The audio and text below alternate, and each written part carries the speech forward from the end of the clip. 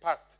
I think the past 3-4 years, we've suffered a lot of injusticeness in Lusaka City. Kamwala South or Kabata constituency in particular, the reason why we got affected with the floods, Mr. Speaker, it's not because of climate change per se. It's because of the people that were used actually in dumping garbage in drainages, Mr. Speaker. I think there's need for us to come up with a mindset change so that we can try and educate our people on how garbage should be disposed of, Mr. Speaker. Mr. Speaker, also the contribution of flooding in Kabata constituency was actually due to poor planning.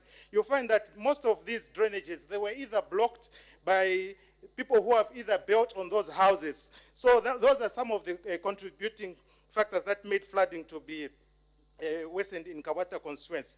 Mr. Speaker, also I want to highlight some certain things that maybe I should bring to your attention. The President did actually highlight on education, where he emphasized that there was need also there's a point of order.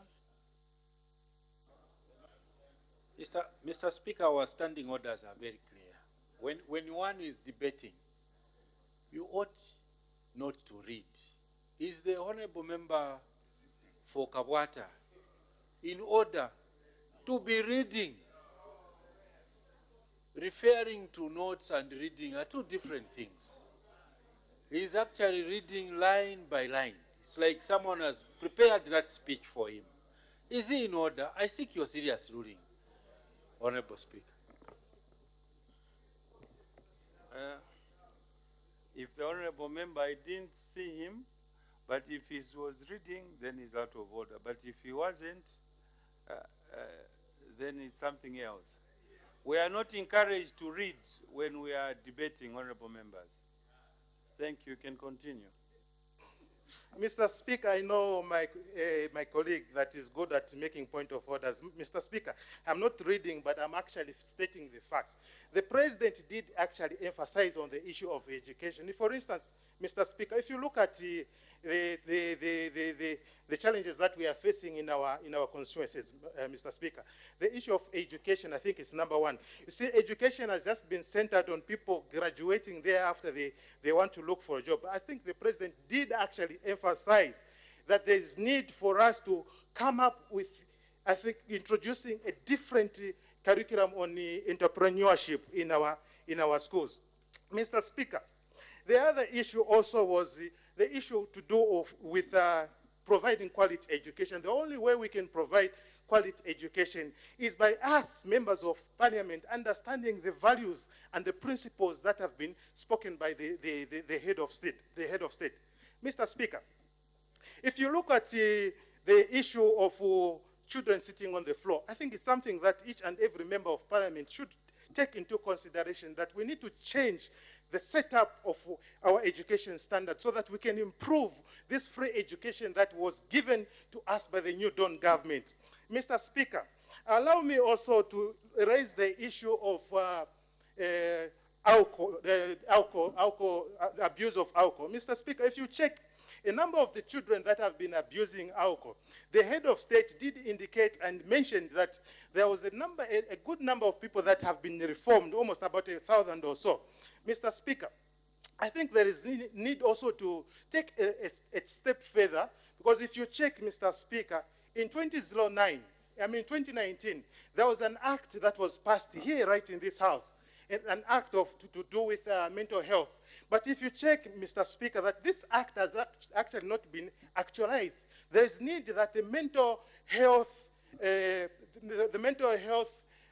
committee or the mental health censor committee should be put up in place so that there is the people that are suffering with mental health are helped through this act. Mr. Speaker, the other thing that I wanted to relate with is the issue of tribalism. The head of state did actually indicate tribalism and ethnicism. Mr. Speaker, if you check the main sources of conflicts in Africa, it's either tribalism or land or religion. But I'll specifically dwell on the issue of tribalism. In the past, Mr. Speaker, you saw how the appointments were done in the past. You could see that one region was favored more than the other regions.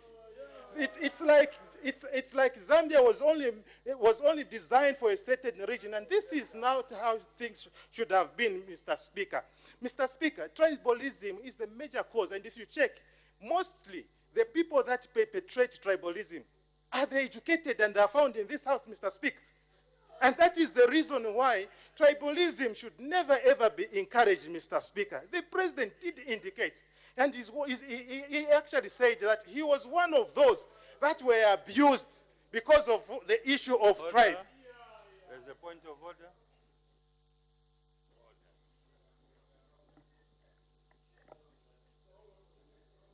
Mr. Speaker, I rise on a serious point of order pursuant to Standing Order 65.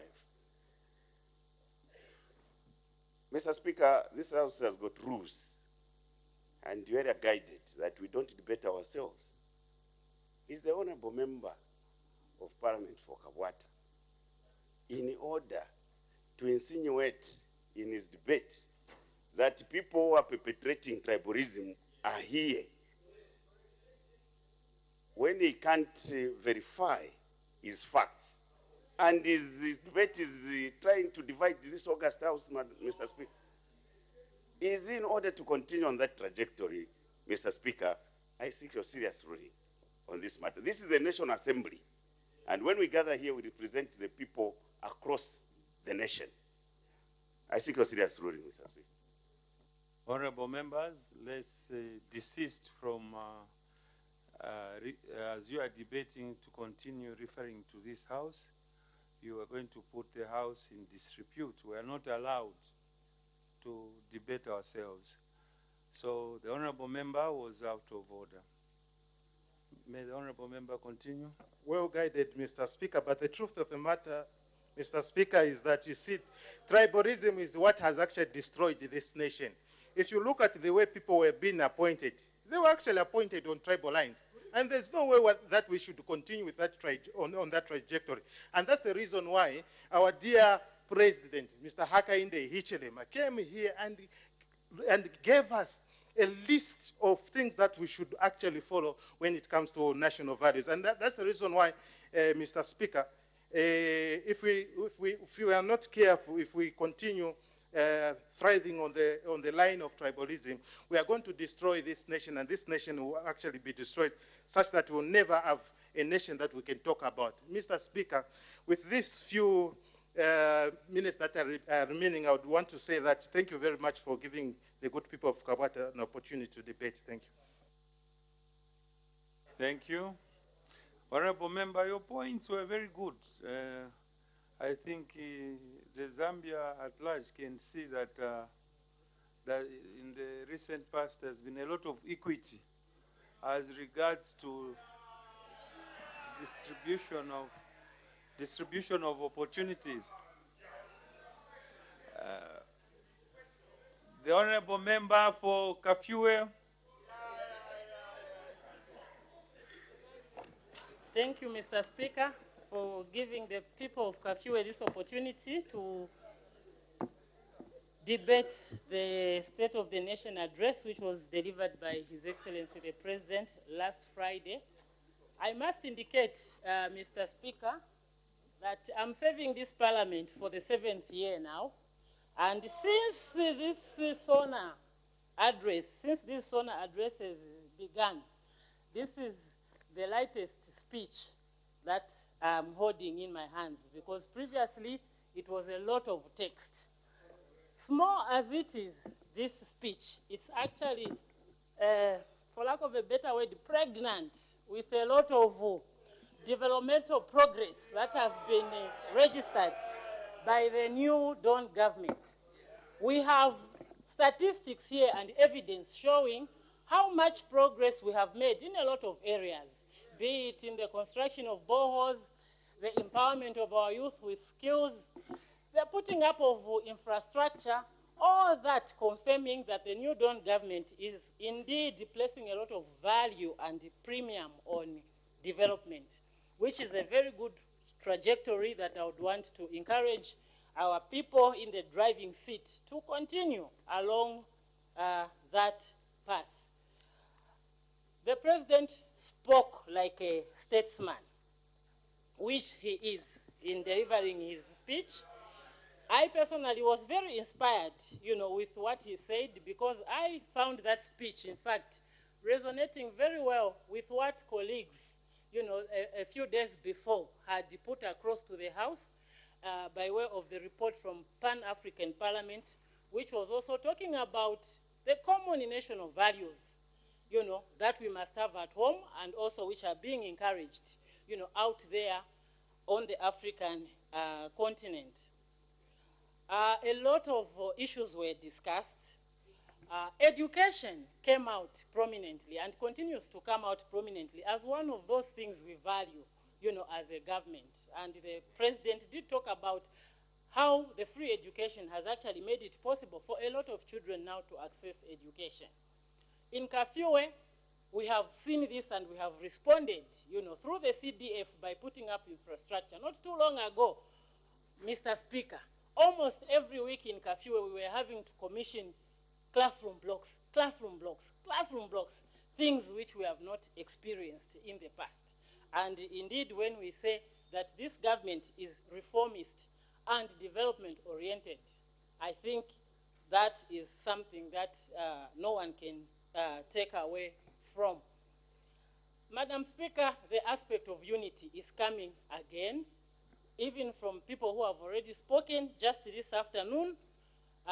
The president did emphasize a lot on this aspect: unity, peace, not only at family level, but also at the national level.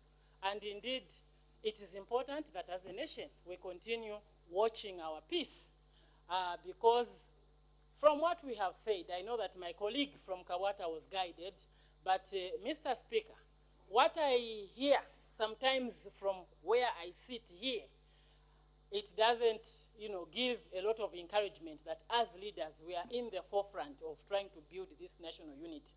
What we must also remember and realize is that when we are passing even these commentaries that we make, people out there on the radio, even if you are whispering, they hear what we speak in whispers. One day I was short of coming to raise a point of order because of what I had heard while I was listening on radio and coming to this house. So people must be careful. We must call a spade a spade. Only then we shall find a solution. Finally, the time just seems so short, Madam Speaker. I thought I would also appreciate the message on equality. On equality that the president talked about. He talked about non-discrimination and the commitment of our government towards equality. And I wanted to write again on the beautiful debate that was offered last week by the Honorable Member for Kabwe, who talked about the need for gender equality and the need for representation of women at all levels of governance. The president has led a reformist government. We've seen a lot of things that have not been done in the past. The lifting of that death sentence. The care now that is going towards our friends in incarceration. I could give so many examples. And now I have a lot of hope that indeed this is the president who will ensure that the women are also represented at various levels, in the civil service, in civil society, in the private sector, in parliament here, where we only have 15% of the women. And so we hope that when it comes to issues of constitutionalism and democracy, indeed we shall also be the house that will help the president to move that agenda of ensuring that we come up with even electoral reforms that will ensure that women no longer continue to get a raw deal as we have done until now. Otherwise, we shall not be walking the talk. So if we can do all these things, talk about the Children's Code Bill, all those things have come into play. You can look at even the volume of bills and laws that this House is passing. It shows dedication on the part of the government. So when it comes to this women's issue, I thought I would also ride on that to say, let this important area not be left behind. Because if we are going to talk about development without the full participation of women, then that development indeed will not take us anywhere. Because women in our majority numbers contribute a lot and have a lot to offer to the developmental agenda of this nation. Finally, Mr. Speaker, the aspect of sustainable development in the context of climate change was talked about, and what we have experienced lately indeed continues to be a wake-up call on how we should be mindful of how we care for our environment for the benefit of the future generations. When we resumed Parliament last week, I and other colleagues were not in the House because we had gone on another mission where these issues were brought to the fore. And what came out of that engagement is that members of Parliament, not only in Zambia but also across the region, are not being proactively involved. They are not engaging sufficiently in issues of climate change. So we were challenged to bring back, this message home, that as parliaments back home, we must find our space in playing a role in ensuring that we are doing enough to address the issue of climate change. Otherwise, the people that are moving this agenda will move on, and yet we have a very important role to hold them to account, to ensure that as a country, we are also doing what we are supposed to do in responding and mitigating to climate change. With those few remarks, Mr. Speaker, I thank you. Order. Honorable Member for Chama South. Thank you. Thank you, Honorable Speaker. Honorable Speaker, indeed, according to our Republican Constitution, His Excellency President Hakainde Hichilema addressed this House last Friday. I'll be very objective in my debate to his speech. I'll start with the issue of corruption. The President indicated that he would fight corruption by looking at the past, the present, and the two will form the basis for his action for the future. That is very welcome. And for me, the President had set a tone, not only by his speech, but also by his actions. This is what the country needs. He demonstrated and he referred to the dismissal of the 5 DCs and 1 deputy permanent secretary. This is what this country has been missing for years. I think as citizens, we should be able to support such maneuvers. For us, Honorable Speaker, we can assure the President that we will continue playing our oversight role objectively, not only on him, but also on his executive. That move that he made gives us hope. We can't have a situation where people who are acting in the name of the President, because all the civil servants in this country are actually employed in the name of the President, can be disadvantaging the citizens, and the entire government machinery is watching. We would like to urge him to go further. We should not see the deputy permanent secretary be seen as a sacrificial lamb, because we believe he can't act alone, looking at the magnitude of the accusations he's facing. It's a reality. Mr. President, go further. Who else was involved? If you don't, we will expose you. Actually, the same fight that you are heading might not take you anywhere. Let no one be a sacrificial lamb. You have our support. Then we should also not be crying foul when we have been approached by these security agencies. If they come, I'm innocent, I will explain. They'll be just wasting their time. If anything, that is the basis for me to even come and make more money in the future, because I'll sue them. Coming to the issue of, if you look at the president said all the 156 constituencies received the allocation in full. But that is not the situation. Stop misleading our president. I want to repeat this. Stop misleading the president. I'll give an example of Chama. I'm a member of parliament for Chama South. My colleague, Chama North, can agree with me that we have not received the money in full. We only received 17 million out of 25.7 million. And I know there are many constituencies like that. Unless if you are saying this government is discriminatory, it's only giving in full to those who are in the ruling party, those who are saying, I'm addressing the speech that His Excellency gave on the floor of this House. I want to tell President Hakainde Hichilema that, Mr. President, make a follow-up. The Minister of Finance might have released the money in full to Minister of Local Government, but Minister of Local Government has not released the money in full in some constituencies. These are facts.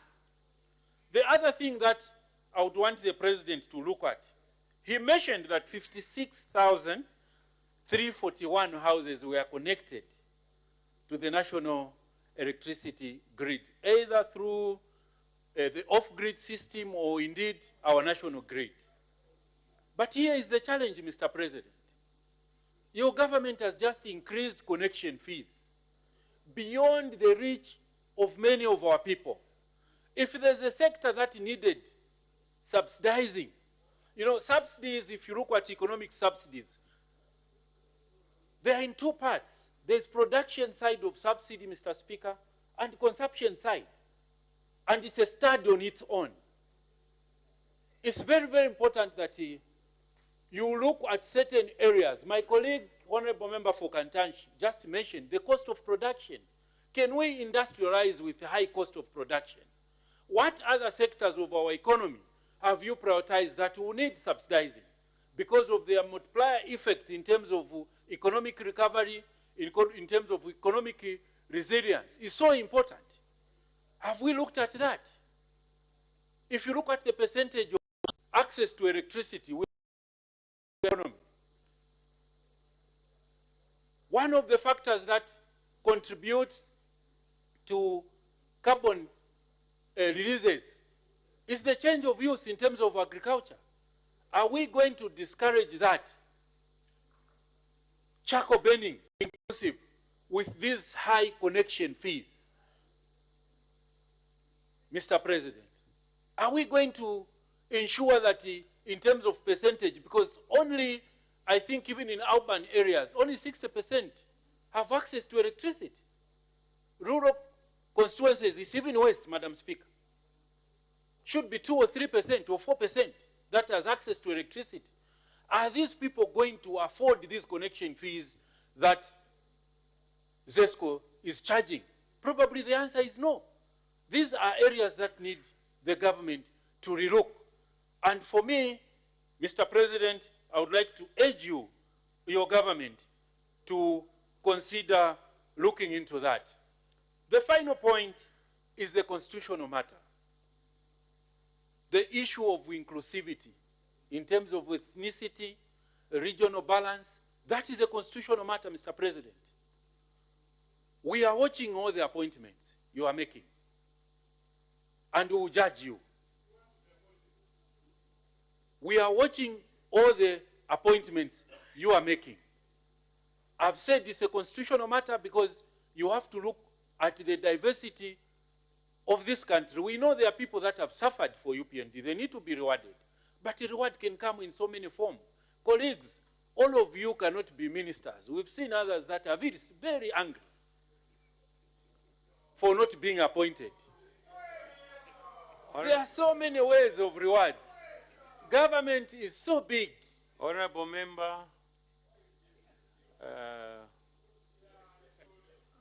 why should we keep reminding each other that we don't debate ourselves? Why why can't you restrict yourself to the presidential debate?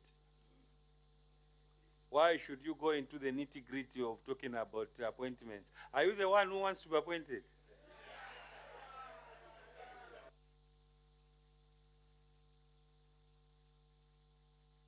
Mr. Speaker, I'm debating the presidential debate.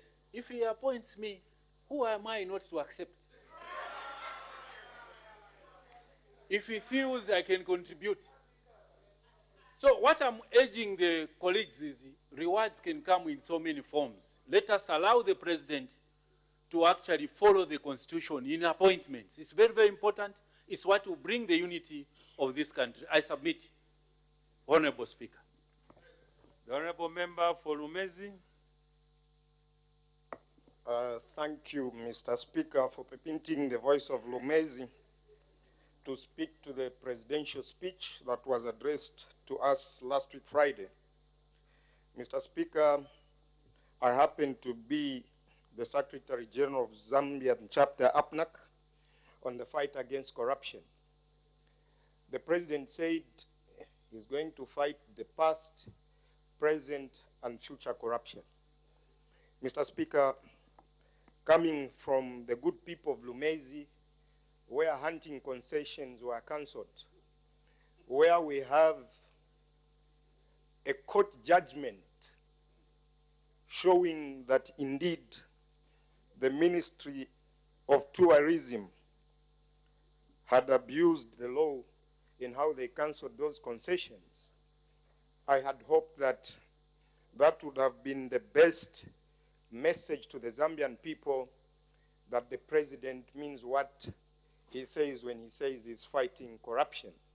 Until to date, the people in Lumezi do not know whether they'll be hunting this year or not. Yet there is a court judgment, and the president didn't speak to it. The president was quick to mention that he fired officers that he himself appointed over Sujilite, and I know we're having a statement this week. We hope it will give us all the answers that we are hearing on the streets. Then the president equally briefly spoke about us talking. He needs another session where we can talk. Mr. Speaker, for me on that one, I agree. Maybe we should be pushing for laws now that will allow the president once a month to come and answer questions directly from the members of parliament, like it happens in other jurisdictions. Because, Mr. Speaker, you wonder, he will address us, but then we can't ask him questions. It's a normal lecture. Let's migrate. I agree with him when he says we should be talking. But the current scenario is where he's talking to us and we're just listening. And here we are. No one in here will be able to respond to what we intend to magnify out of his speech. Mr. Speaker, the President touched on the Public Order Act. There is a landmark case, the Christine Mulundika case, and 6 others. I see no reason why all previous governments have been talking of the Public Order Act. The Public Order Act in its current form is okay. The problem is the political will from those that wield the executive functions. It is instructive that we shall notify the police and not getting permission from the police. So I don't know who wants the Zambian people to believe that notifying is as good as seeking authority from Zambia police. It is the executive arm of government that has been abrogating the law with impunity when it comes to the Public Order Act, because there is a landmark case, Christine Mulundika and 6 others. I know Honorable Jack Mwimbo has read that case and he's used it on so many cases. Mr. Speaker, we got to the issue of tribalism. People have talked about it and will continue talking about it. Mr. Speaker, there is no harm in one working with people that he's comfortable with. That is the nature of man. If the president or any other person is comfortable to work with only Tumbukas, let it be so. The primary objective is that, first of all, do they have capacity to deliver? If they don't have the capacity to deliver, let's not call it tribalism. It's the incompetence of those who we call the appointing authority, not tribalism. If people have capacity to deliver, and you have 21 cabinet ministers that are all tumbukas or chewas or ngonis, but have capacity to deliver, let them deliver. Why should it be tribalism? But the problem is, do they have capacity? Is another question. Mr. Speaker, we go to the issue of the enhanced CDF. Mr. Speaker, we are given money that will be kept in the bank for 1 year. And that's when we're asked to say, come up with what you want to do in the constituencies. Honestly, Mr. Speaker, Attorney General's office is in Lusaka, but the money is sitting in Londazi for Rumezi constituents for 1 year. I think we should have been asked to come up with a plan, then money is given on to us, not what is obtaining. We talk of free education. Mr. Speaker, what is good about free education? You ask us from Lusaka to take kids to trade schools because their parents cannot afford to sponsor them. And pupils or students at Chipata trades are having difficulties to find food. Members of parliament are sending money to sponsor students from their own pockets. And I agree with the president when he said members are asking for an increment, because that money goes to sort out needs of the student populace in different constituencies. Mr. Speaker, constitutionalism. I'm aware of a situation where some Muslims are not being allowed to register their own society. When they go to registrar of societies, they're referred to consult another similar organization, as if that organization is now Ministry of Home Affairs under Registrar of Societies. There is a group that are being denied by Home Affairs, as if they're not Zambians. So some of these things are a deliberate ploy by the executive arm of government and blame it on constitutionalism. The Constitution is not sick on the Public Order Act. The Constitution is not sick on the right to assemble, right to association, but it's the people that are occupying these offices that have deliberately created the situation and put the blame on the Constitution.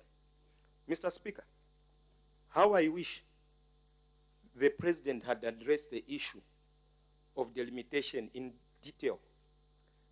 We cannot have smaller constituencies where some people win with 4,000 votes, with 4,000 registered voters, getting the same amount of money with people of 53,000 voters in Rumezi. The size, 72,000 square meters, same amount of money like Kawata constituency, which is less than 1,000 square kilometers. We should have a deliberate policy to differentiate men from boys. Because in here, Mr. Speaker, we sit as though we have the same problems. Mr. Speaker, I thank you. Thank you. Any further debate?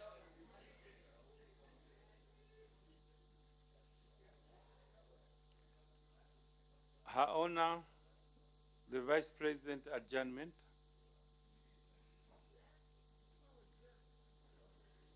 Mr. Speaker, I beg to move that the House do now adjourn.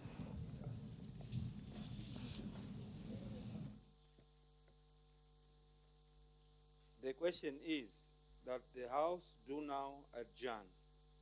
Any debate? Any objection? The House?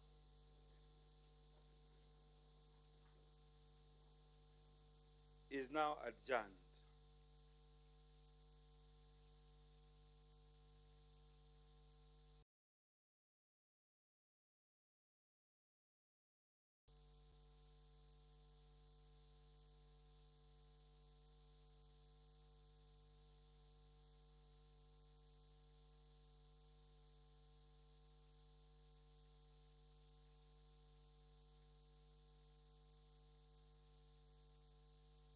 Thank you very much. much for still being with us on Parliament Television. Business for today has been concluded, and of course the House continues adding their voice to the motion moved by Mapatizia Member of Parliament